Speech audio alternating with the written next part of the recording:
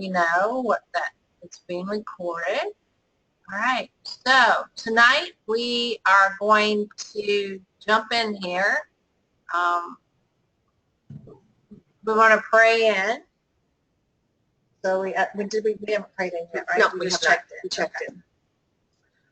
So let's just take a moment and a breath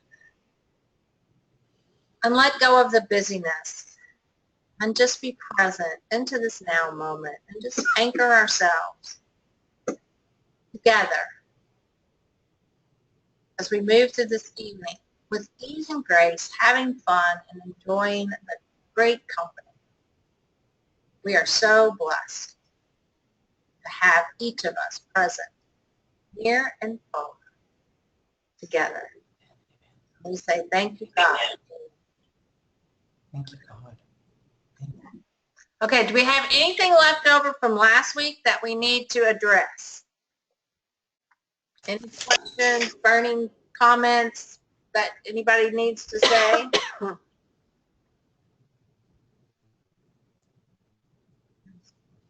Oh, 2 weeks ago. Yeah, it wasn't last week. It was 2 weeks ago. We talked about profits. Yeah. And then Denny and we did their projects. Oh, yeah. Yeah. So we're good?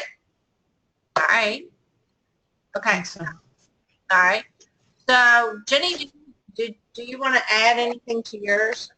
I will just say that when I put out on Facebook the question that I said I was going to put out about if they found irrefutable proof that nothing in the Bible really happened, would that change what you had to do? And the only people who commented were Unity people, and it was a resounding no. I didn't hear from any of my other more fundamental friends at all. Okay. And when I asked Mike about it, it was very interesting, actually, because I asked Mike the same question, my significant other, and he sat for so long without answering me. I thought he was just ignoring me or didn't hear me or whatever. So I let it go. And like 10 minutes later, he finally pops up and goes, "Why are you going to put that out there? Why are you asking this question?" As well, for one, to start a conversation, and for two, would it change how you? And he never did answer. So, but he asked other questions, but he just kind of asked questions around it, but never answered it. So, Interesting. and it's a hard question for a lot of people who are Bible literalists, because if nothing in the Bible is true, where do you go from there?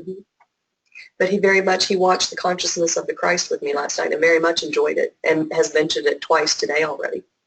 Good. So we're going to get that boy to be a unitic yet. Just wait. They already are. They just don't know it. Well, yeah.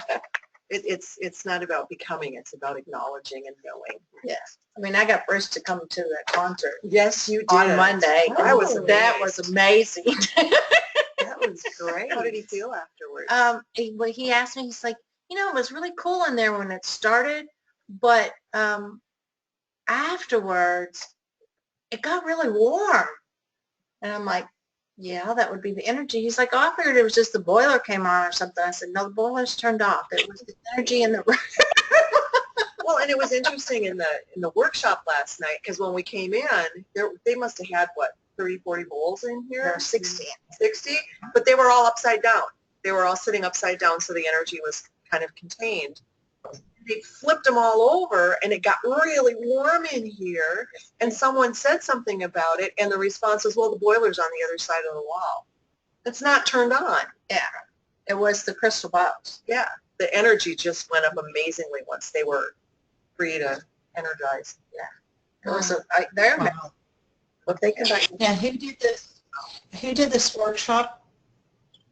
They're called Paradiso and Rosamaya, and they are traveling right now for the next 2 weeks, and then they're going back. They're based out of Kansas, and then they're going out to the West Coast. But Denny, if you guys can get them, if you're interested, I'll give Liz Liz's information, or we just lost connection. It says it's restored. Wait a minute. Okay, Can we're you hear back. us now? Yeah. Okay. Well, we heard you say And you're Kansas. traveling for the next 2 weeks. Okay. So Liz, I can give you Liz's information. She's like their agent that books them. Okay. And that way you guys can contact them. They are superb. And you can go on our website and listen to their music and stuff.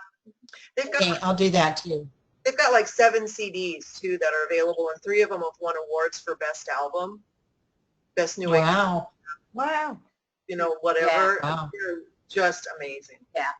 And just sweet, Wow. sweet as can be. Yeah. Sweetest 2 people you ever meet. They're just adorable. They travel Good to know. in their RV and drag everything behind them, and they even have their birds with them. Oh. Have 2 They birds rescued the parrots a couple of weeks ago, so now they have birds too. Yeah. in in their their little RV. van. So Yeah. that was fabulous. Okay. So who wants to go next? Carla or Robin? And Carla, I did put yours in PowerPoint. I didn't know if you wanted me to share it with everybody or not, but I did put it on there if you know, want to go through it Well, like. bless your heart. It was just kind of an essay, and then it took a side bent. So I'd be happy to share it. Okay. Would it bother you guys if I turned out these lights and maybe turned on the side lights? That's I fine. know, that would be great. All right. So she's getting the look. Yeah. I just started off doing a mind dump after I really found this whole class really interesting, and it really made me think, and it just really struck me, and I actually wrote this paper really fast because it just came to me. I thought only humans would analyze to death and agonize over and even build a controversial creation museum, boo, in Kentucky, arguing about how the universe was created. And it just really strikes me that aren't we missing the point? I mean, you're here, I'm here, we're here, period. So who did people think were hanging around writing any creation story in any original peoples on Earth? I mean, really, it couldn't have been Fox or CBS News, or was there a guy standing there with a fresh pad of papyrus, or who is it? Is it a scientist with calculations or instruments to calculate it all and chart it all? But when you really think about it, I thought, who cares? Why does it matter so much? And even if you're a Bible, take it all to heart person, a literalist, there are different versions of creation in the Bible, and I found that one because I studied the Bible so much as a previous Christian/Baptist. We would have been shamed out of the church if we hadn't read the whole Bible. But you know, I didn't remember that story that we read in creation about how, you know, the one, it was all about what precious goods were on that part of the land, the gems, and it was like that guy was interested in what material goods were there, not about the world being created. So even in the Bible, the stories varied. And and what I propose is that any human written material, and you all, I know you agree or know this, it's subject to the author's life lens, their opinions, their experience. Otherwise, you know how hesitant attorneys are to call eyewitnesses to the stand in a trial because eyewitness accounts are so unreliable. And if there's their stories you Wait a minute, we lost you. are divinely inspired and that God expresses through humans all the time. I don't believe that God suddenly went mute after the Bible was finished. Millions of people are led to seek paths of spirituality through all the right, I mean, Wayne Dyer, Neil Donald Walsh, Deepak Chopra, Marianne Williamson, Eckhart Tolle, you could go on and on and on. And to me, personally, and this is just me, those books are just as inspiring to me as the Bible, and I don't have to work so hard to eke out the nuggets that are buried there. And since Pete and I had a wonderful trip to Australia a few years ago, and we were fascinated by them. Well, if they've been on Earth for 50,000 years, why shouldn't their story be the original creation version? Should we, just throw out what they say because they didn't have written language? And while researching the Australian Aboriginal creation stories, which they call myths, and as a result of their dreaming, and dreaming is like divine mind, or one of them called it divine oneness, and they treat those dreams as sacred. I discovered an incredible parallel between the Murrinth Patha people, they're in Australia, and the north central coastal region, and unity. Anthropologists state about those people that they have a oneness of thought, belief, and expression unequaled within Christianity, as they see all aspects of their lives, thoughts, and culture as under the continuing influence of their dreaming.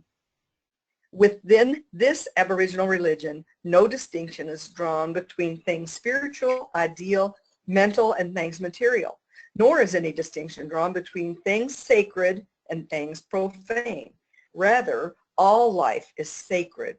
All conduct has moral implication, and all life's meaning arises out of this eternal, ever-present dreaming or divine mind. So I thought that was really cool that this ancient tribe in Australia bore such a resemblance to what we learn in Unity. So I encourage anybody that's curious about creation to study all the history you want to, but be aware of who was around to write that version, what their angle was.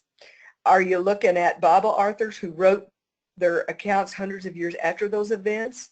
Conquerors who were left standing after murdering the locals and pillaging the region? History revisionists? Religious groups with an agenda such as the early Catholic leaders? Anti-feminists? Whose lens are you viewing that history through?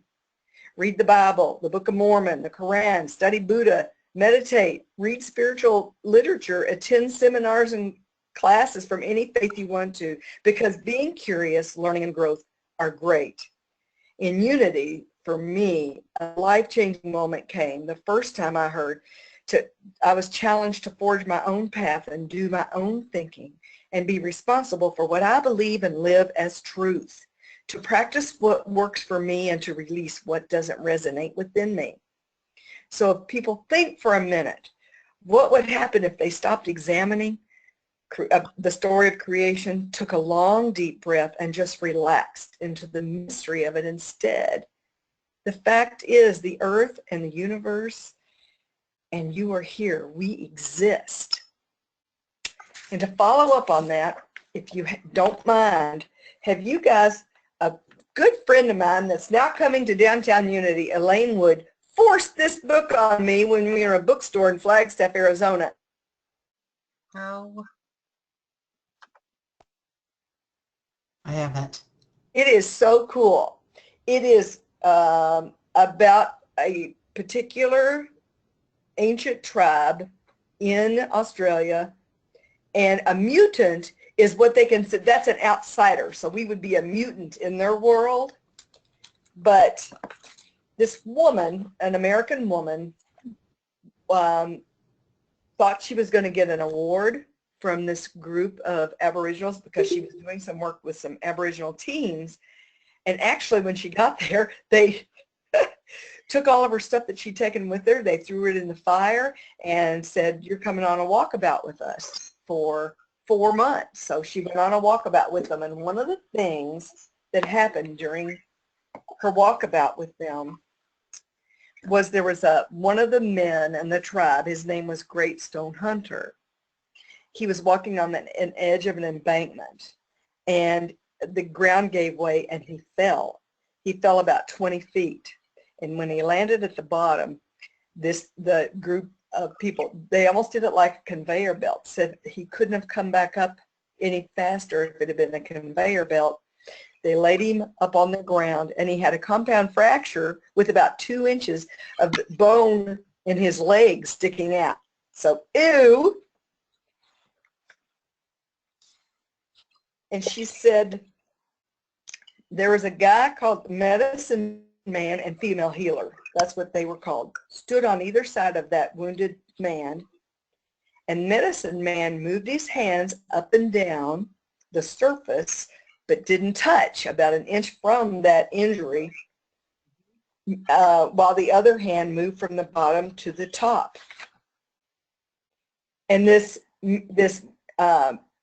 visitor, the mutant, was told that the movement of the hands up and down over the area of involvement was a way of reconnecting the former pattern of the healthy leg, and it would eliminate any swelling during the healing phase.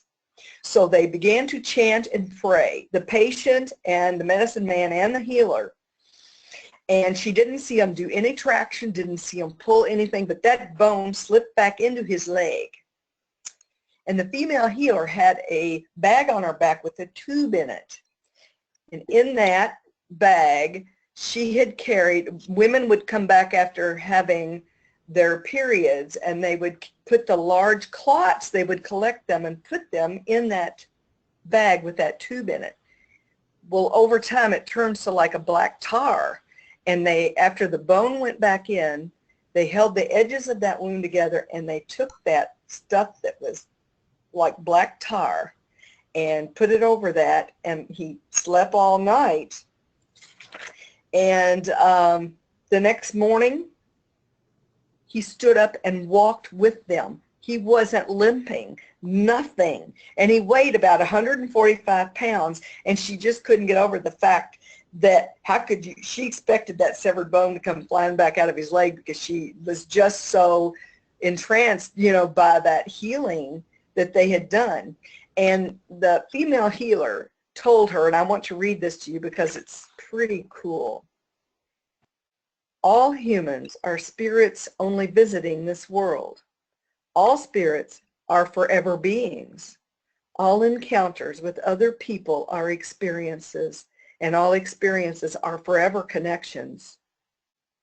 Real people, which is what this tribe called themselves, real people, close the circle of each experience. We do not leave ends frayed as mutants do. If you walk away with bad feelings in your heart for another person, and that circle is not closed, it will be repeated later in your life. You will not suffer once, but over and over until you learn. It is good to observe, to learn, and become wiser from what has happened. It is good to give thanks, as you say, to bless it and walk away in peace. Go in. Now, that's called Mutant Messages, the name of the book? Yeah. Mutant Message Down Under. Okay. And Marianne Williamson and Wayne Dyer have a thing in here about it that's so good. But it is really a neat. It's written by Marlo Morgan. I'd never heard of it, and I would have never touched it if Elaine had made me do it. And it's really good. And if you want to borrow it, I'm glad to bring it in, let you borrow it. Cool. Cool. All right. Very good, Carla. Thank you. That was great. Thanks. Good job. Good job. Thank you. All right. Now, Rob, I'm gonna take a moment and try to turn down whatever preaching here. So give me a minute.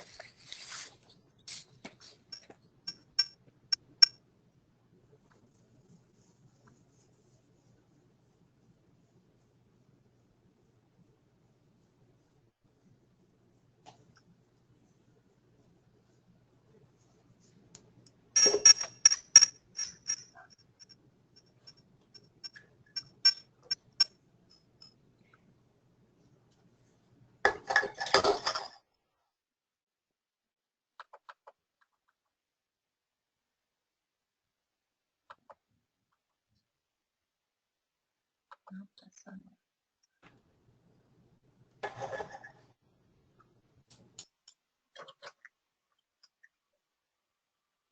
Is this causing it to feedback?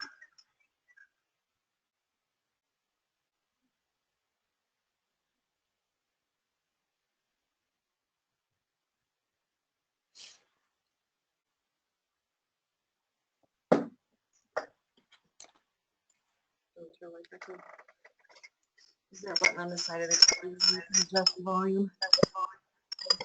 Yes. Yes. Yeah, that's up too high. Try that. Can you guys still hear us? Yeah. Okay. Okay. We're just Try getting a that. lot of mic. So we were just trying to figure. You're getting what? We're getting a back. It may help for both of us to mute it. Well, normally it doesn't, but it's our audio it keeps telling me the audio, and we keep losing you guys. So it says it's good right now. We'll just keep going with it like it is.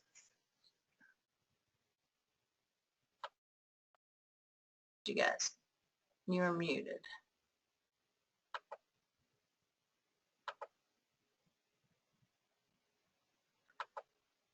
It's been lost. Now can you hear us? Mm-hmm. Yes. We keep losing you guys. It's weird. Okay. The bowl energy's still in here. I guess Yeah. something's going on in here. All right. So, Robin, you're up. Okay. So I also was inspired to do my project by the creation stories that we were reading, because I found it really interesting that the two separate creation stories in the Bible that we read, the first two, seemed very much like one was just a straightforward, this is what happened, but the second one seemed like it had been written by someone who had an agenda. You know, the women are subservient, and man was created first, and, you know, there was one man, one woman, all of that. And I got to thinking about it because it brought to mind something that happened when I was in college. I was at a Missouri Synod Lutheran college, and I needed to take 2 religion classes in order to graduate. And the one religion class, the second one, at one point towards the end of the semester, the teacher was talking to us about vocation, and that each of us has a vocation, the job that we're to do that we're brought to by God. And the interesting thing was that he brought someone in from the synod to explain to us how being the executioner in a prison can be a vocation from God, because the 10 Commandments, it doesn't say thou shalt not kill, it says thou shalt not murder. And killing and murdering aren't exactly the same thing, which I agree with. But so I got to thinking, if the stories themselves and the writers could have an agenda, I started to wonder about whether or not the translators might translate things based on an agenda or a point of view, or, something that they were trying to put across. And so I wanted to explore that a little bit. And when I told Ray that's what I wanted to do, he said, oh, that sounds like a way bigger project than you want to do for this class, because it's big. And it was way bigger than what I could manage in 2 weeks. So instead of looking for lots of places where words were different to see if maybe certain versions, translations of the Bible might have kind of a point of view based, on what they were trying to put out there, I simply looked at Exodus 20, which is the 10 Commandments, in a bunch of different versions, different translations of the Bible, thinking that I could maybe figure out if the people who were doing the translations might have changed the word from kill to murder for a specific reason, because I had never heard the one commandment, thou shalt not murder. In my world, it has always been, thou shalt not kill. Right. So I looked at, in no particular order, except for I think they're mostly alphabetical, I looked at like 12 different versions, 12 different translations. So the American Standard Version of the Bible says, "Thou shalt not kill." And it was a translation from 1885, and it was edited in 1901. So it's an older translation. The Common English Bible, which is a more recent translation, and it was the translators were people like from the Disciples of Christ, the Presbyterians, the Episcopals, United Church of Christ Methodists, so somewhat more liberal in my mind. It's a newer translation, and it says, "Do not kill." That's what it says. So the English Standard Version of the Bible was one that came out in 1971, and it's a reworking of the Revised Standard Version. And in that one, it's a from 1971. That one says, "Thou shalt not murder."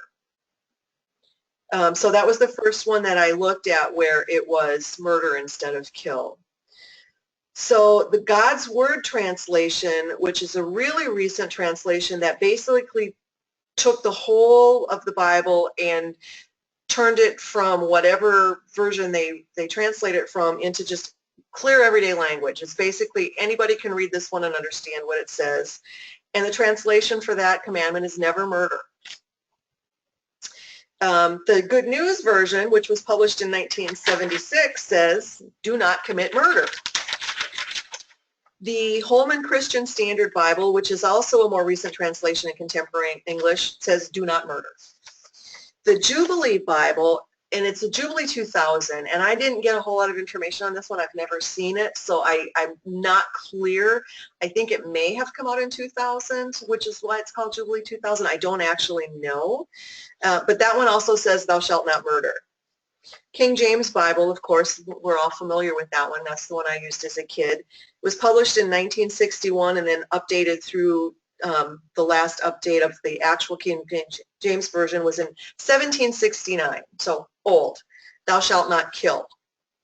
The Lexham English Bible, again, a more recent translation that they said takes into account all of the more recent updates in semantics, archaeological discoveries, the evolution of the English language with linguistics, all of that kind of stuff, says, "You shall not murder." The Douay-Rheims Catholic Bible is basically, it's an older translation. It's from the 1700s, and as near as I could tell, it hasn't really been updated a whole lot. It's the Catholic Bible, so it's got all of the Apocrypha and all of the extra books, but that one says, "Thou shalt not kill." The New American Standard Version, which came out in 1971, and it really was the first one that introduced more inclusive language, so not so much he and him and father for God. They changed in like 85 different places to more inclusive language. So a more recent version, "You shall not murder." The New International Version, again, first published in 1973, and they revised it in 78 and 83, says, "You shall not murder." The New King James Version, which was commissioned in 1975 and updated a lot of the language of the original King James Version to more modern forms, went from "Thou shalt not kill" to "You shall not murder." The New Living Translation, again, a more recent translation, is "You must not murder." The New Revised Standard, which came out in 1989, and this one was translated by, this was I found interesting. The New Revised Standard Version of the Bible was first published in 1989, and the translation was a collective effort between a committee of theologians and scholars who were Protestant, Roman Catholic, Greek Orthodox, and Jewish. So they got everybody in there, and they translated it, "You shall not murder." The Revised Standard, which is the one that was before the New Revised Standard, was published in 1952, and it was an update of the King James, and that one says, "You shall not kill." The Message Bible, which is also a newer translation, and the way they described this one was it's a Bible that was designed to be read, not studied. So they took out all of like the verse numbers and everything. It's more like you just can read it, and it's translated as "No murder." That's it. No murder. And then the New World Translation of the Holy Scriptures, which is the Jehovah's Witness version of the Bible, they have revised their translation as of like 2013, and it says you must not murder. And the Complete Jewish Bible, which is from 1989, also says do not murder.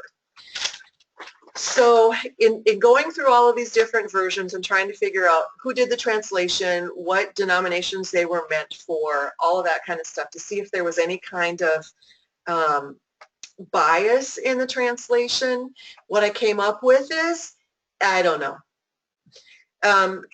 What I'm really finding, what I really was noticing when I was looking at all of these is that the older versions of the Bible, the ones, you know, like the 50s and before, those are the ones that are going to say no killing. The newer versions have taken that and morphed it into no murder. And I couldn't find a whole lot of information on the original Hebrew word and what that translates as. I couldn't find it anywhere. I wasn't sure where else to look. Wonder what my Lamaze Bible says. Yeah, and that was one, I had it at home, but I couldn't find I was doing this a lot online because I had to use my work computer, and I forgot to look last night. I don't know what that one says. But the interesting thing to me is that in all of these newer versions of the Bible, when we're being told not to murder, it's interesting that we've gone from no killing to no murder. And I agree that not all killings are murder, but it really struck me that there is a denomination of Christianity that will say that your God-given vocation can be to kill people and that it's okay because it's, you know, you're killing people who have gone through the legal system and then they've been decreed by the government that they should be killed. And I don't know if that was the reason for the switch, if the original word actually should be murder and not kill. And this, like I say, I didn't go through and check any place else because this took me a long time. Mm-hmm. And I'm sure there are lots of places where words are different.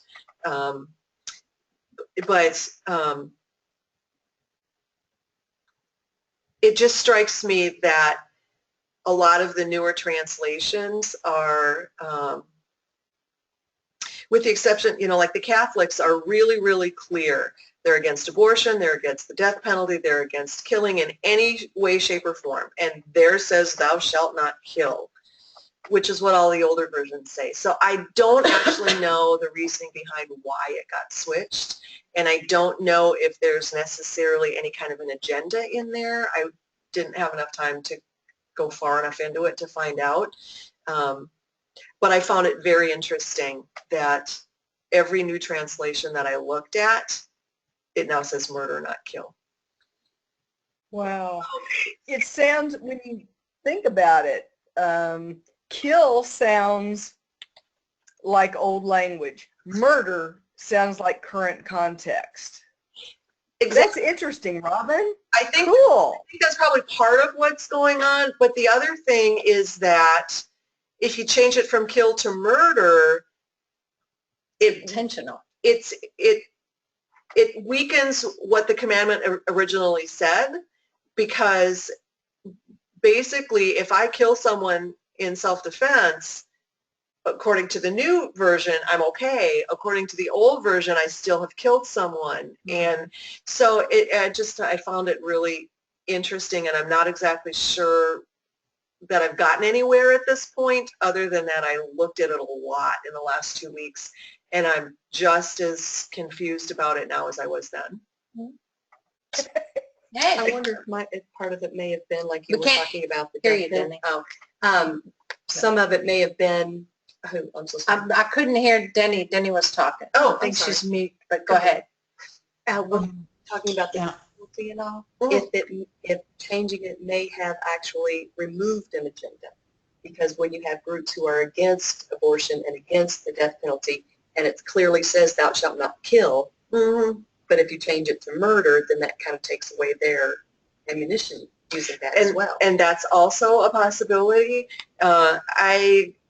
Most of what I was finding didn't give a lot of details on who actually like commissioned the translation, who performed the translation, a little bit of information on what their source materials were, but not a lot. It was really a lot about, oh, this is the Bible you want to use because we've done this and we've done this, and it's the most literal translation and it's the most it was, most of the websites that I went on were trying to sell the Bible. So I actually used a lot of the source materials that you gave us, Danny, to get started. Oh, good. Yeah, it was great. It came at a perfect time because I was deciding what I was going to do when you gave me all that stuff.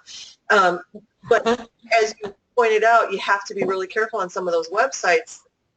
You have to know who put it there because the websites themselves can have an agenda. And what I was finding is that the websites that I was using, for the most part, their agenda was trying to sell their version of the Bible. So. Yeah. Well, that was really cool, though, what you said. And the Lamsa's version, Yeah. translation, says, "You shall not kill," Okay. which to me brings up a whole new, that is so much broader. Murder to me means don't kill another human being. But "you shall not kill" could bring in all of creation, all of the animals, everything. I mean, it to me really could, give a different view, and it's much stronger than murder. Mm-hmm. At least it feels like it is stronger than murder. Feels like murder sort of, in a way, softens it, that you don't go out and just murder somebody, but if there's a good reason, it's okay. Mm-hmm. I mean, it just makes it sound different. So that was very interesting. I would have never even thought of that. That was very cool. So, And I don't know that I would have thought of it either had I not had this professor bring in someone to tell us that, killing could be a vocation. And to be honest with you, I was having struggles in that class already anyway. And when he said he was bringing this person in, I got so upset and so disturbed and so angry that by the time I got home from school that day, knowing that this person was coming the next day to class, I ended up throwing up all night long, and I didn't go to class because I was sick. I made myself sick so I didn't have to be there because I knew that I would not be able to keep my mouth shut, and I knew that would be a bad thing. And I couldn't just class because I'm too good of a student. So I threw up all night long so I didn't have to go and listen to it. It was craziness. Yeah. Did you, in fact, hear anything about the class? Was it as bad as you had? No, I didn't ask because I really didn't want to know. I was probably the only person in the class that had issues. Everybody else was 18, 19, 20 years old and Lutheran. So it was stuff they'd been hearing all of their lives. And I was the heathen in the class that questioned and everything. Yes, I was the mutant and wasn't willing to just sit and listen when people said really stupid, crazy stuff. And yeah, so I stayed home. Very good. You guys did great. All of you did. Yay. good job. Mary. Yay. All right, we've got time. So now we're going to look at our writings. Anybody have anything else before we move on that they want to talk about? Okay. I need to take like a 1-minute break. I'll be right back. Okay, take a 1-minute break. We'll be right back. Okay. Oops. I do too. Yep, that sounds like a great idea, actually. Well, all right.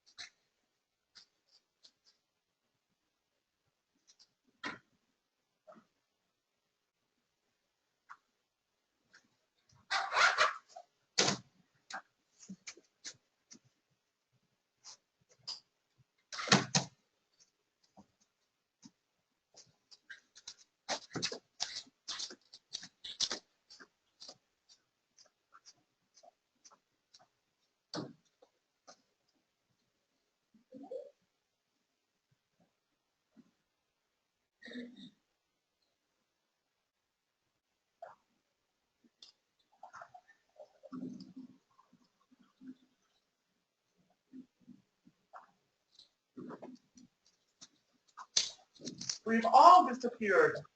Huh? We've all disappeared. Oh, no.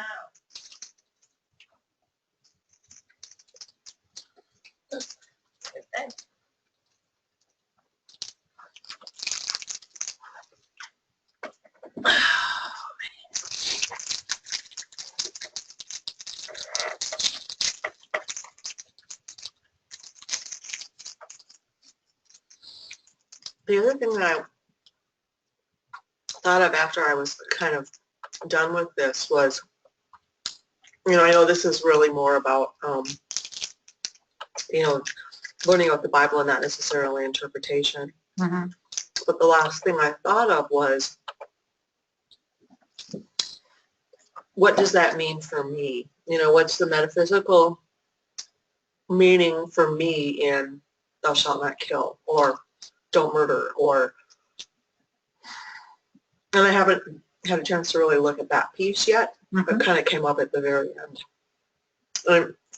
It's interpretation more than what we're doing here, but it'd be interesting to look at that. Yeah, it would, because, like, and I never really had thought about, thou shalt not kill, to me was always being a human. And then when Jesus said, thou shalt not kill anything, I'm thinking, wow, yeah, that's what the Buddhists really Much teach. more Buddhist, yep. I was thinking that And too. I get that and I understand it.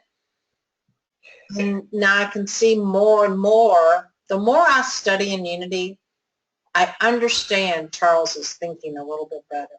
Mm-hmm.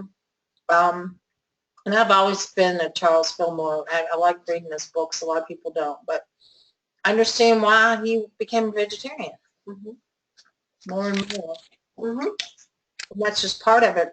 And I wonder if in our society now, because of the way that we live and the capitalistic marketing for our food industry, if that had some political agenda in the changing of the words. Yeah, and I wasn't able to find any of that. I have a lot of opinions about it, Yeah, but I at do this too. point I don't have anything to back up any of my opinions. You'll keep doing your research. We'll figure it out. You'll Yeah. figure it out one day. Or I'll decide it really doesn't matter and I'll just keep doing what I do. Yeah. It really was, I was so, I probably shouldn't say this, but I was determined to figure out that it was the Lutheran Bible was the one that said thou shalt not murder, Mm-hmm. and everybody else had it right. Yeah. And then I found out that every newer translation of the Bible, with exception of one, has murder instead of kill. So, I can't just be mad at the Lutherans. Yeah, so it's our consciousness thinking that's changed. Mm-hmm. So somewhere our thinking has changed from our human experiences from kill to murder. Mm-hmm. If it's pretty much across the board. Yeah, and it's everything after the 50s. Every translation that's been released since about 1957 was murder instead of kill, with the exception of one. I wonder how the death penalty laws changed. If the Lamsa's, version of the translation from the Aramaic says kill, That would be I two. guess I would go along with that more than, Mm-hmm. anything else, because that he really was trying to make it be as accurate as it could be. Mm-hmm.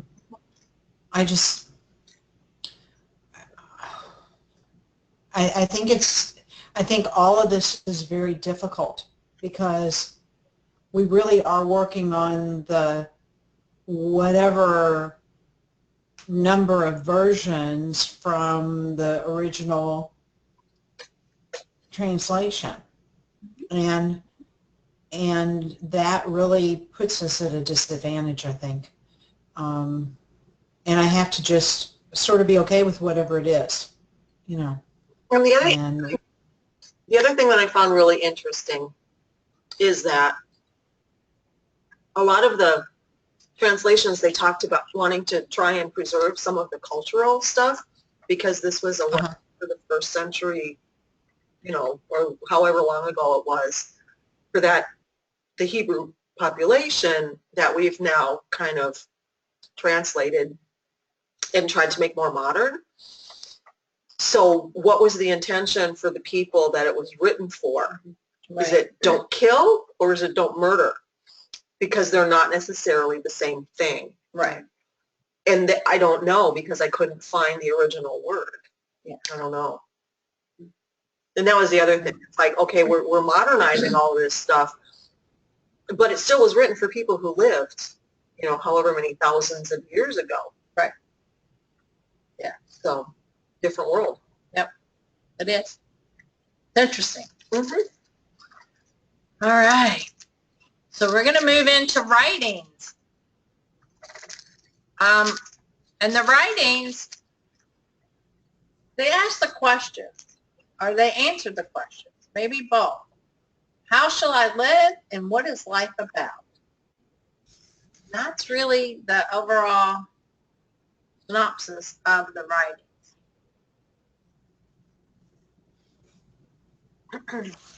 We have the wisdom books, which are your proverbs, which are the practical and pithy sayings of wisdom.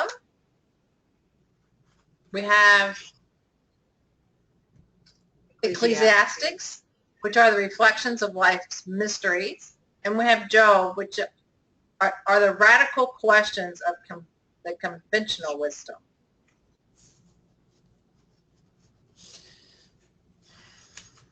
The other books that are in the writings that we won't really look at in depth are the Psalms, which are the Israel's prayers and hymn book. Daniel, which is the apocalyptic, yeah, that one. Queen Esther, which is the heroic story. Ruth, which is the good woman. Songs of Solomon are the songs of songs. Song of Solomon's are canticles. Yeah, the Chronicles 1 and 2, which are historical. Ezra, which is historical, and Nehemiah, which is all historical. Those are the only historical writings in the writings. All the rest are poetic, story, folklore type writings. So our wisdom writings are associated with King Solomon. Proverbs is attributed to him. That one. Yeah. Is claimed to be authored by him, and the wisdom of Solomon is named after him. They historically are the dating is to be around 539 BCE, and all the writings are considered post-exilic. So while they were still in Babylon time. Okay. In truth, King Solomon probably didn't write any of these himself. They were all written about, you know, through maybe his language and his words, oral things, but we really don't think, the historians really don't think that he wrote any of the writings. The Jewish people lived under the control of the foreign empires during this period. They were under the Persian Empire. They were under Alexander the Great. And then the last, when they left, were the Maccabees. That's when they were able to be on their own again as a sovereign nation. So we're really looking at here, what we're looking at is the Jewish community. And the size is very small, modest, really, small. The temple would have been the political and religious center of the community. They would have had no king because they were under rule of another empire. The aristocracy consisted of the high priest families, so they really controlled the temples. They controlled the political thinking of the Jewish people and the religious day-to-day aspects of the lives. The temple state, or theocracy, society which is ruled by God through God's priests and scribe interpreters. And then, so we had no free thinkers then. You know, everything was by the way the priest said and the scribes interpreted. So your community seeking identity and preservation, you had a community seeking identity and preservation of traditions. So how can we, within this foreign body, identify ourselves as a political and religious center and preserve our traditions? So survival is really what they were doing, really strictly survival. You have an impressive literary and religious library for such a small group. I mean, these books that were created during this time in this area are really pretty amazing. They're included, we include 2 other books found in the Christian Apocryphy, not in the Hebrew Bible. Excuse me, the Sirach, or Wisdom of Ben Sira, or Ecclesiasticus. It's a little bit different. And written later, 200 to 180 BCE, the author of Jewish wisdom teacher Jesus ben Sire, Jesus son of Sirach. And then the Wisdom of Solomon, which is an apocryphal wisdom book, unknown author, and that was written as late as the 1st century.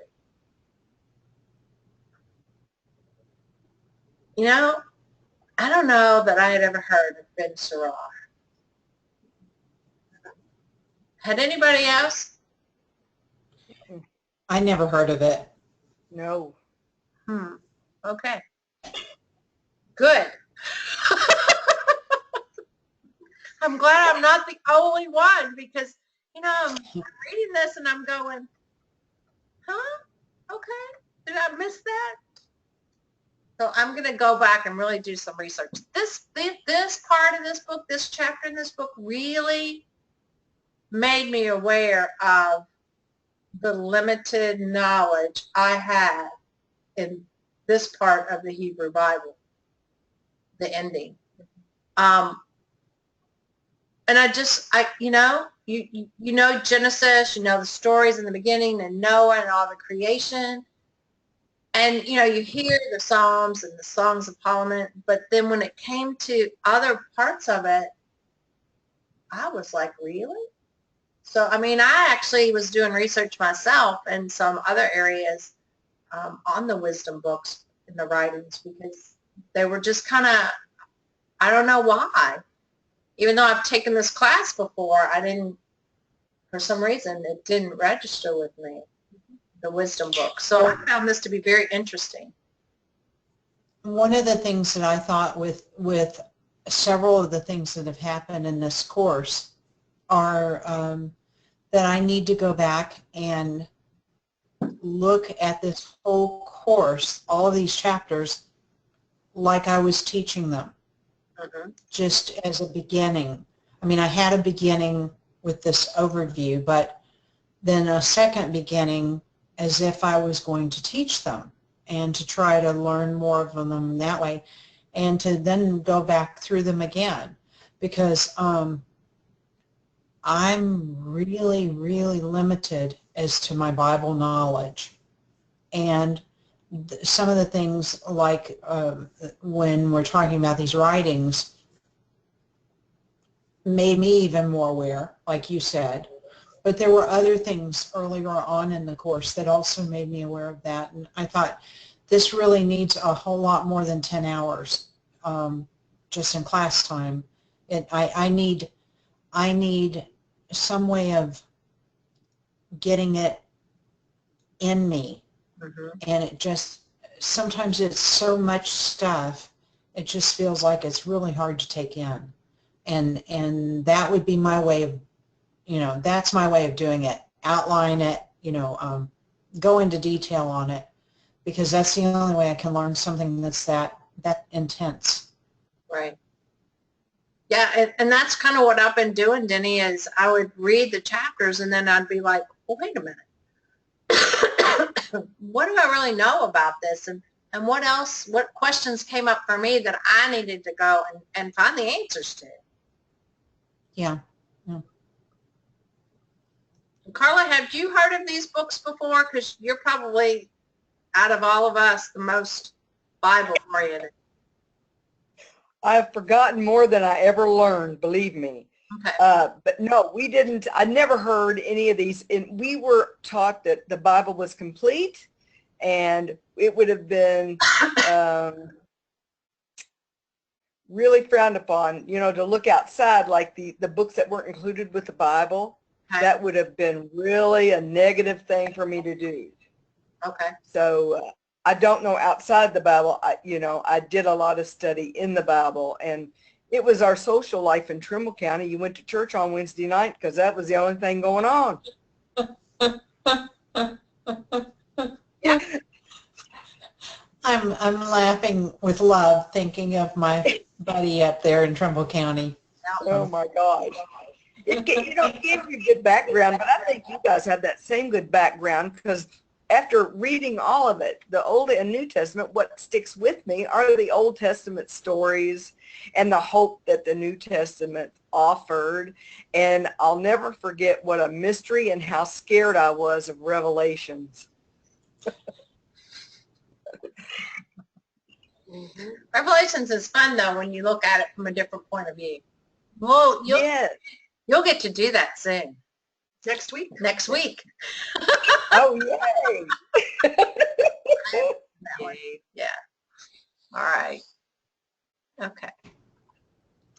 So the writings really focus on the individual, and that by I mean the personal experience of even within the family, the kinship, and the society systems. It was really grounded in the observation and reflection of the human experience. So all the insight was based on experience. So in Proverbs, everything was really based on what you were told. You know, that secondhand information. This is what you're to believe. And in the writings, it seems that they've now begun to experience the sacred instead of just being told that it's this way. Proverbs was also the community wisdom, and Ecclesiastes and Job were the reflections on the experience of the authors. Okay, and all three state this is what life is like. So from everybody's perspective, this is what life is like. This is what you can expect.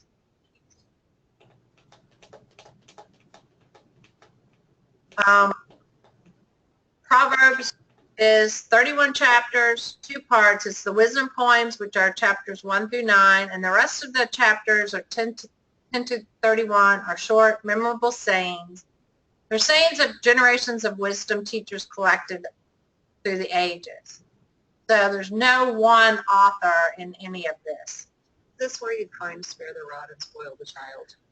Yes, which is not one of my favorite ones. I get that No, one but it's the thrown one at me. everybody knows. That one comes at me a lot, and there's actually 2 versions of it. And I didn't bring my book in.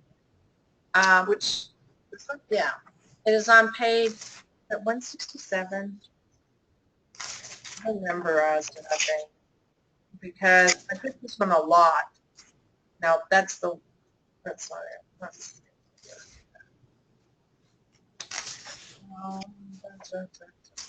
Under the family, dealing with children. Here it is. So there's various versions on this one. The Proverbs dealing with children and family. A repeated message in these Proverbs concerns the importance of training children in the paths of wisdom. For example, train children in the right way, and when old, they will not stray.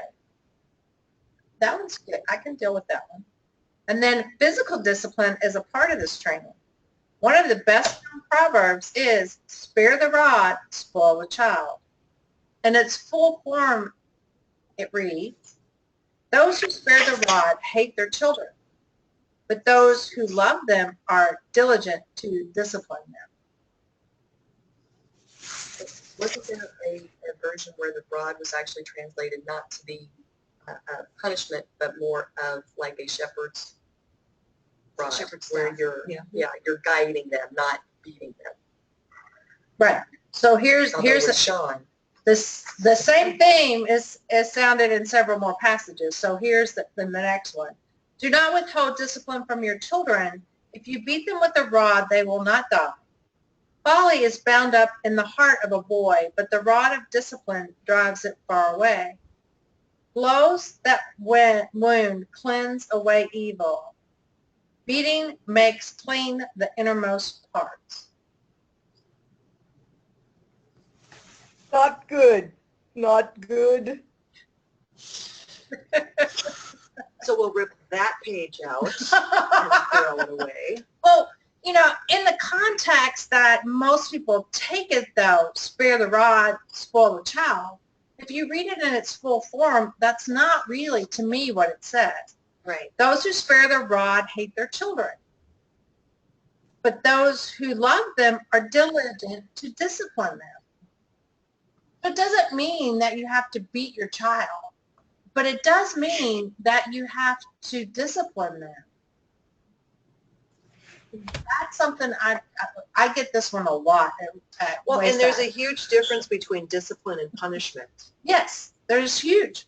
And this says discipline them. And that's a lot of people, when they hear discipline, they think punishment. Right. And they're not the same thing. But I can understand the one that says blows that wound cleanse away evil, beatings make clean the innermost parts. I understand that too, because if you, from the old days when my grandma, we'd have to beat the rug. Mm-hmm. So, you know, and so that's kind of one of those sayings that are collective from the community that, you know, if you beat it, then you cleanse it. Because if you beat a rug, then you cleanse it.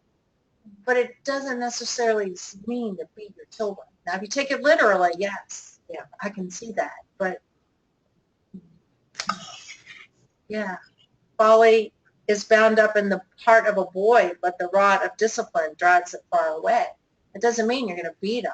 That means you're going to discipline them. It means you're going to teach them that there are better ways to do things. The other thing about this is that it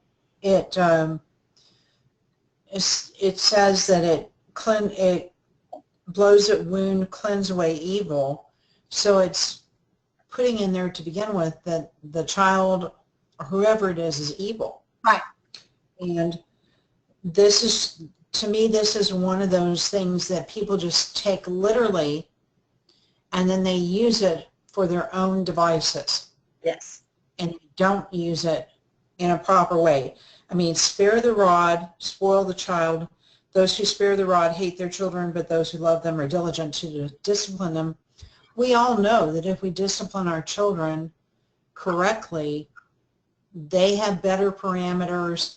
They know what's expected of them. They do better.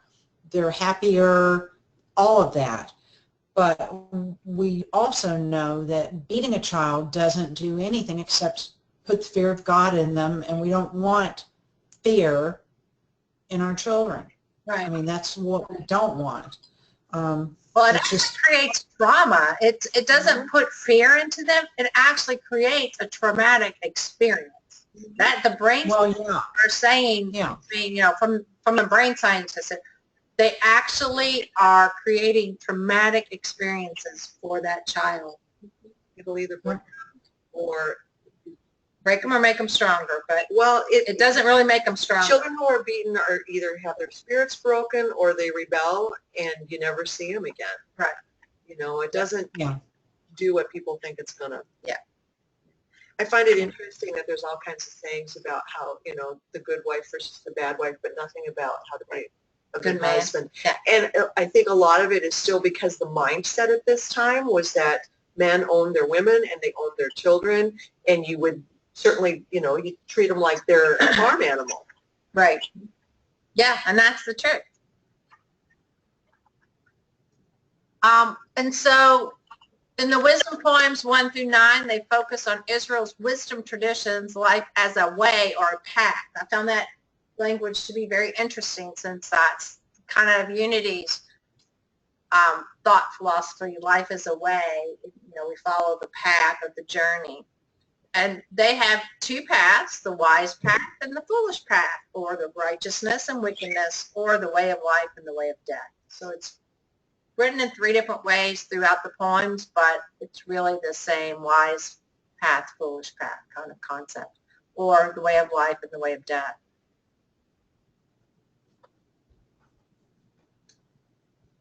It begins with, the fear of the Lord is the beginning of knowledge. Fools despise wisdom and instruction. This refers, so fear here doesn't mean fear like the fear of God. Even though it says the fear of the Lord, it's not that scared,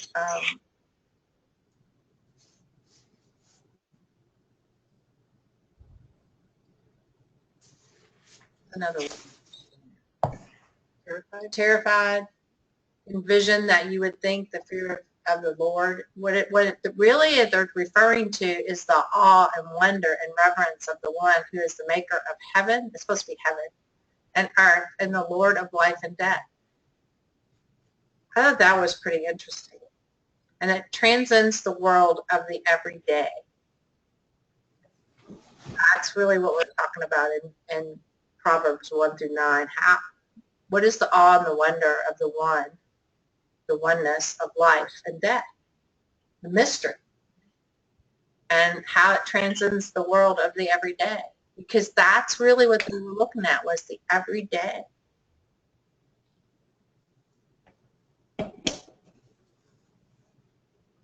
Okay. This part really interests me. And this is a part that I really did some research on, but not enough. The wisdom and the female form of Sophia. How many of you have heard about this before? Have you read this in this way? Yeah. Huh? I think it's a great name for a baby, though. Is that the I'm baby? going to mention it to some people when I see them. Oh, good. Yeah. It was just very interesting that following the wise way, so the wisdom is the female form, Sophie. And it leads to the life of riches, honor, peace, and happiness. It's the female image of God in the Jewish wisdom literature, or she is. So Jesus as the prophet and incarnation of Sophia.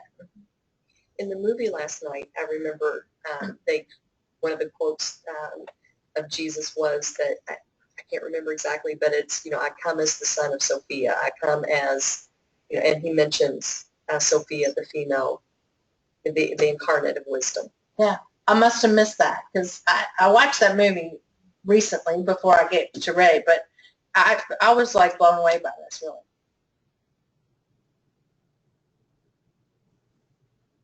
I don't know where I've been for the last 56 years, but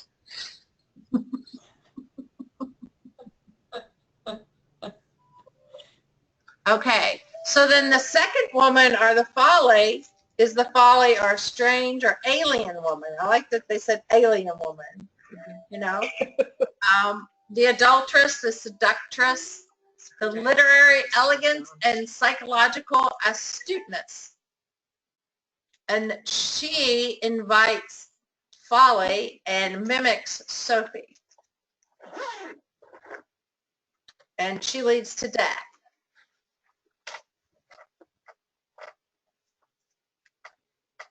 So Sophia leads to life, and this one's not named, but the second woman leads to death.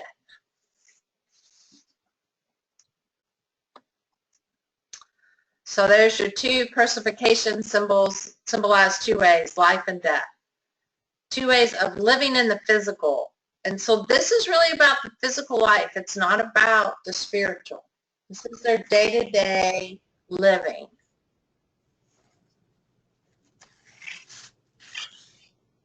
And then the Proverbs 10 through 30, the collection of individual proverbs. They're short, wise sayings, usually to be memorable. You memorize it and then you repeat it because they weren't writing this stuff down. May have originated within the family and village life. So they came up from the everyday occurrences of what people were doing. Kind of like our slogans that we have today. The short, memorable, and we all know them. Just do it. Kind of what, kind of stuck with me, the marketing of family and village life. From Reminded me of the old wives' tales. the old wives' tales, yeah. May have been taught to young men in the upper class. That's typically how they got written down because that's what was taught in the schools. And it was typically an oral tradition, and then eventually they started writing them down.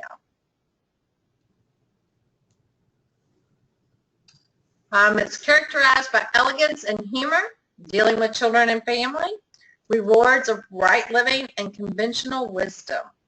Those are the four main topics in Proverbs 10 through 30. So it's how do we live today? How do we live our life? How do we live rightly? How do we live in every moment? So Ecclesiastes,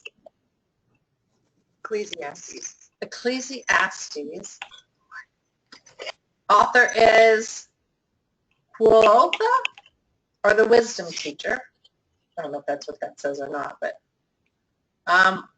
Quoltha means Ecclesiastes, one of the latest books to be written of the Hebrew Bible from 300 to 250 BCE, was the wisest of the wisest, or wisdom teacher gone bad.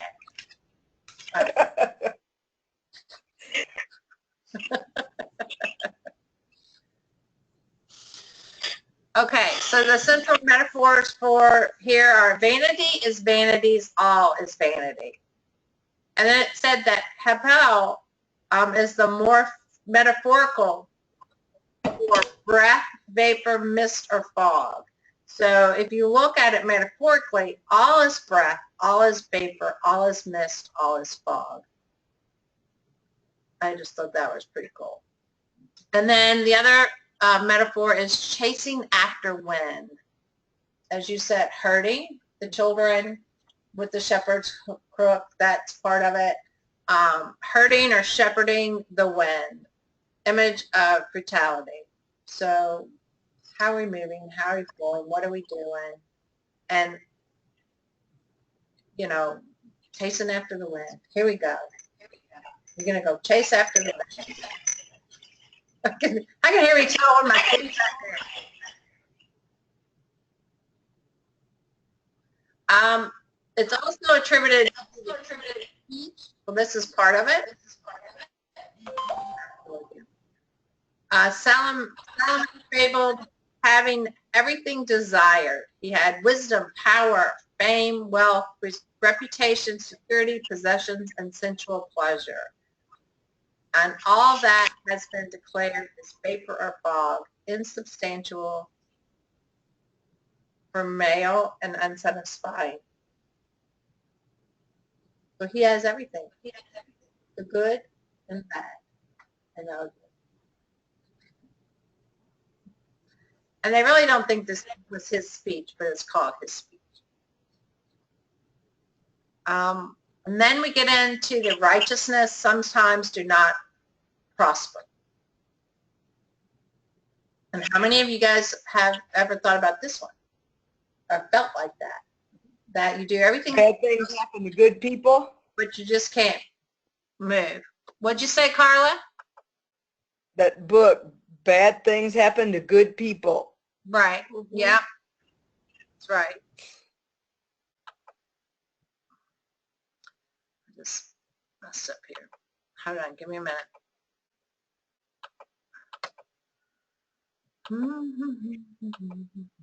No, don't close that. Lost my PowerPoint.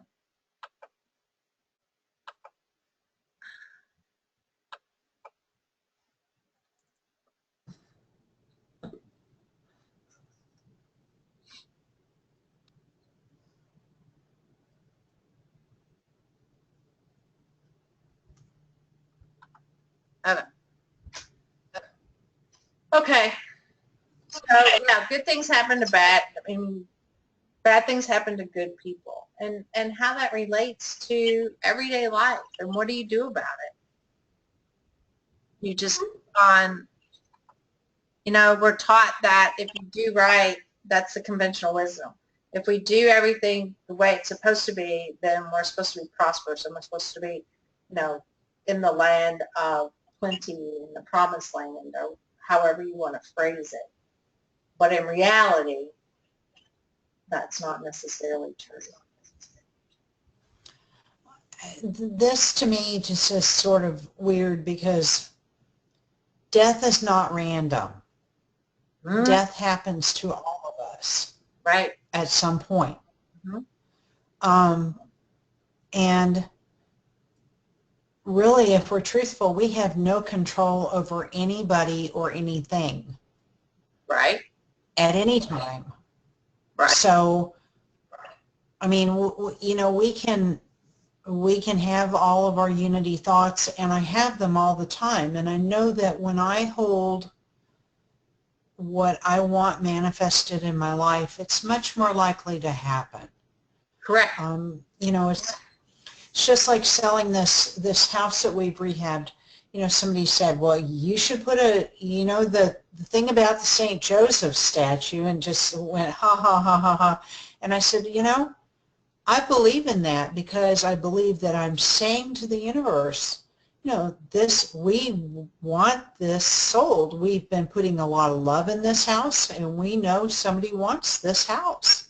Right. So I do believe in all of that, but I also know that things happen, and I can't control the rest of the world. And to even think that I have any control is just putting myself in a really bad position. And, death does happen, and it happens at times you don't expect it to happen. Right. We had a 25-year-old grandson that died the 1st of January. He committed suicide. Right. Why would we have thought that could happen? We were going along about our business and had no clue that he could be hurting that badly. Right. And that could be happening. So it just, this just, when it talks about it being random, it just, I just thought that was sort of weird because it isn't random. It's going to happen. You just don't know when. Well, that's why we can do all those things. Yeah, and that's why it's random. And that's why it's random. We don't know when. We don't know when. So we could be the most spectacular thing in the world. Not dead. Not dead. That's what it means by random. That's what it means by random. Yeah. In my opinion. So it's the specter of death that, and so what they're saying is the conventional wisdom isn't the truth because we have no control. Why should we do everything the way you want us to do it and live by the conventional wisdom and the laws of the time? Because death is, like you said, we're all going to die, and it wipes out everything. So it's kind of meaningless. That's what this Ecclesiastes. The one thing about this chapter, Ecclesiastes, is not a very positive chapter. No, it's not. It has a lot of stuff in it that's not very positive at all. Yeah. Jimmy? Yes. I'm really sorry that you all have Thank had you. to go through Thank that. you. It was a shock. Yeah, that's Sure. and it none of us know. And I don't know. It's death is no, it is what it is. I mean, I can imagine a family dealing with what you guys had to deal with. And I hope that I never have to deal with that. And I'm sorry that you did. But I mean, I just don't understand death, I guess, sometimes. Anytime. It's a mystery. It's part of the great mystery of it all. And it is a very dark place in the Bible. This section is really dark. And to me, I guess it brings back that there's two sides to every, there's life and there's death. And it is inconceivable. So as we move on to the next thing, we have to live life to the fullest. And how do we know?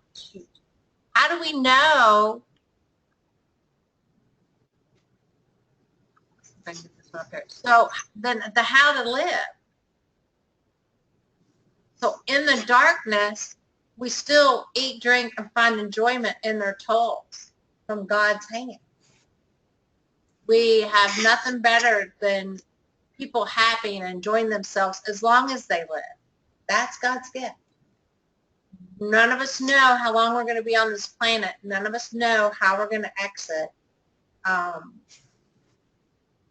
how our loved ones are going to exit.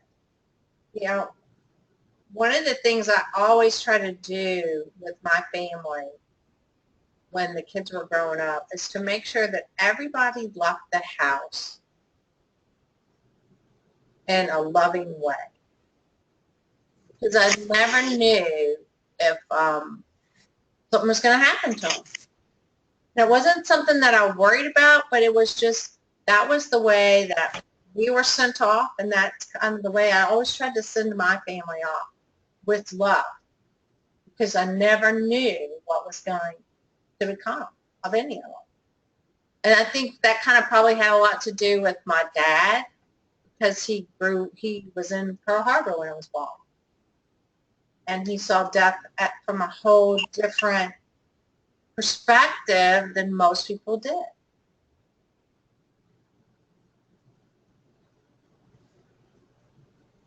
So, followed by death. So we have this life. We're here to enjoy it. We're here to live it out full life, you know, to live full outward, have fun, do what we came here to do. That's God's gift. And then we know that's going to be followed by death. But there's the shallow land of dead we're all due. And this is what the people that at the times thought. You know, some of us today think we're immortal. Or we can reach that immortality at some point. I don't know. I don't know if I'm with Charles on that one yet. So there are 3 scenarios on page 167. And I didn't write them all down. I just noted the page. Which do you choose?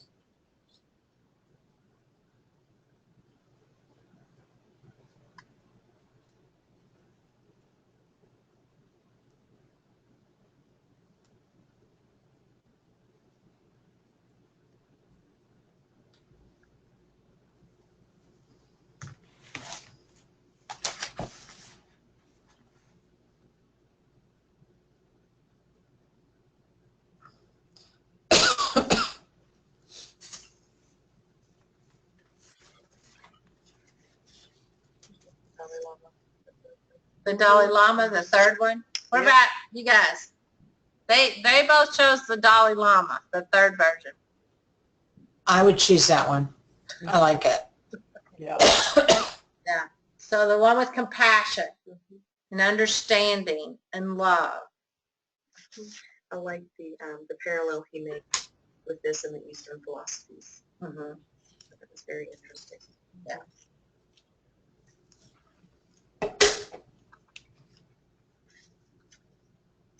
Okay, so anything else in Ecclesiastics? Good job. Yay. That we need to talk about?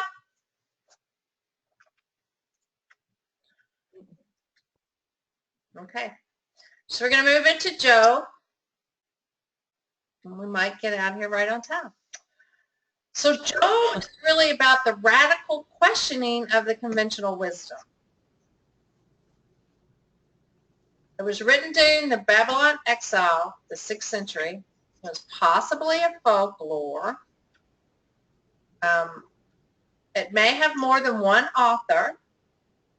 Traditionally seen as a problem of innocent suffering.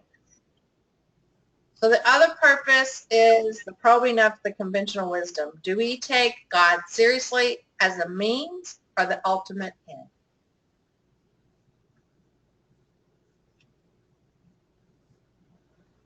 And I had remember growing up hearing about the sufferings of Job, but I never remembered that it was a bet.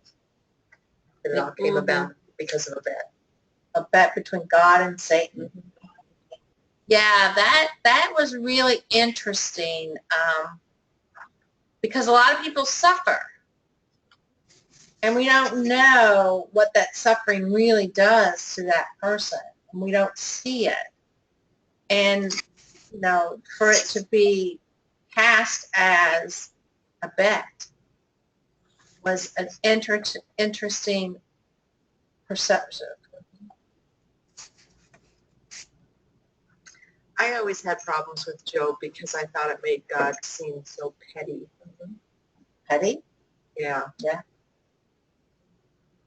Like, you know, how dare you question me? So I'm going to prove my point by making this poor fool over here suffer in any way you want because I'm just better than you are. This is what's going to prove. It just seemed petty. Well, but on the other hand, it makes sense in a way, because if Job had, he had the perfect life. He was blessed by God. He had everything. Well, why would he question you? He has everything. If he had to suffer a little bit, would he still have the same faith? So It's a duality. yeah. But yeah, but to make somebody suffer just to prove that he still would believe, that's petty.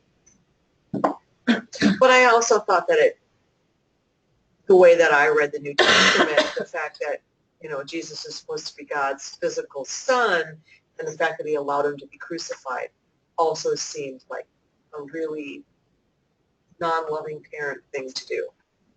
I know, yeah. Which is, of course, because I was reading it literally instead of physically. There's a factor of cruelty. And that's from the conventional wisdom. It is cruel. It's a cruel way that we treat each other. And in the movie, again, The Consciousness of the Christ, when it just never occurred to me when he said, you know, we are the second coming of Christ.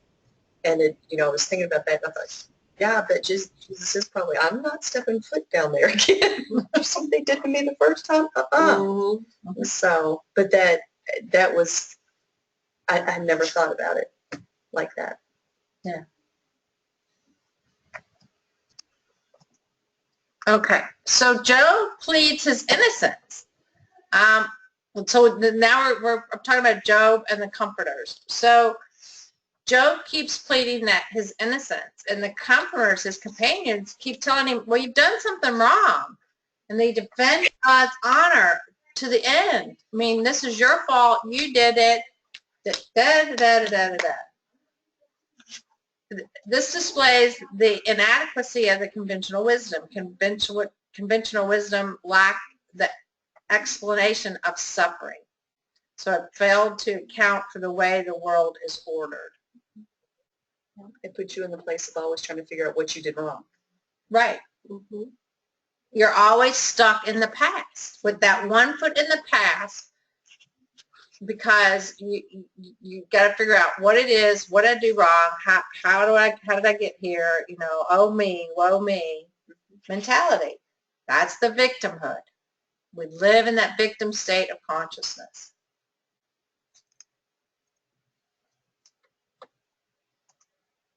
And then the encounter with God. Job asked for a face-to-face meeting with God. That was pretty bold. And God answers by showing Job the wonders of creation, the foundations of earth, the sea, the dwelling place of light, the storehouses of snow and hail, the constellations, the cloud, the rain, the lightning, lions, mountain goats, deer, wild asses, ostrich, warhorse, hawk, eagle, even the mythological sea monsters of Behithma and Leviathan, which I found to be very interesting. Mhm. So Job is small and silent in seeing God. So seeing God becomes that mystical experience or the religious quest. We have the firsthand experience of the sacred and the contrast between hearing God and seeing God. So hearing is the understanding of God, what we've been told, which is the conventional wisdom, Proverbs, versus seeing what is we're really experiencing God. And so this all seeing all God's magnificence in creation convinced Job that God is real, and he repented and changed, or as we say in unity, he transformed through his religious quest. That he actually didn't start. Right. Consciously.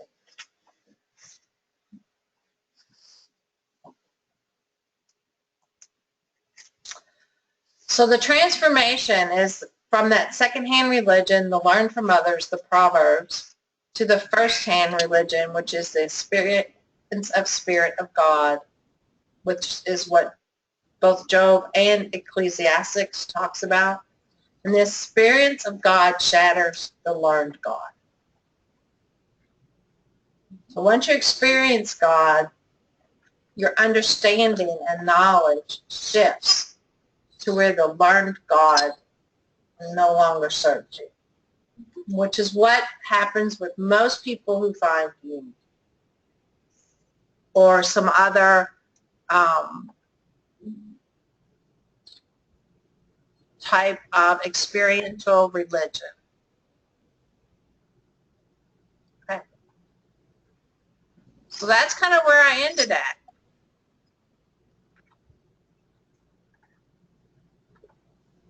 How are y'all doing? Any questions, comments? I'm thankful for all the perspective other than just my own. You guys make sure I'm not small-minded about my thoughts. Yeah, you know, this has been a good class for me, because I found things that I think through my own studies, and it's been a long time since I took this class, but through my own studying, you know, you're always in a hurry because you got 4 classes and you're doing this and you're doing that. And I did a lot of mine at Unity Village. And so, you know, I was kind of overwhelmed. And I don't know how much I really retained. And then I've taught this class once before, but it was just like one-on-one with people, and that's a different experience. So to have a bigger, you know, more people involved, it just creates a new perspective for me too. So I definitely appreciate every one of you for being here and just being part of this, being part of my life and my own experience, because I grow through working with you guys. Thank you. I appreciate it. Well, I appreciate you offering this opportunity for us.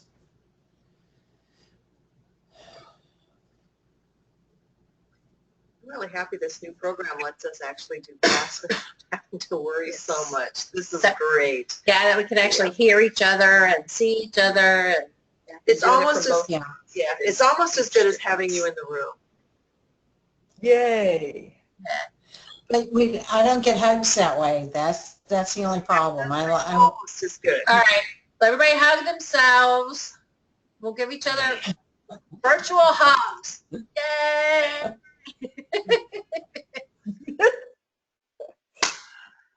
All right. Well, we're done. And guess what? You have no papers. Woohoo. Woohoo! Yeah. Going into SE week, you have no papers to do. Yay. She did it in class. I love you, I bless you, and I behold the living Christ in each. And also in you. Thank you. Thank you. All right. See you next week. So Valerie. Yep. What's your situation this coming week? Hold up.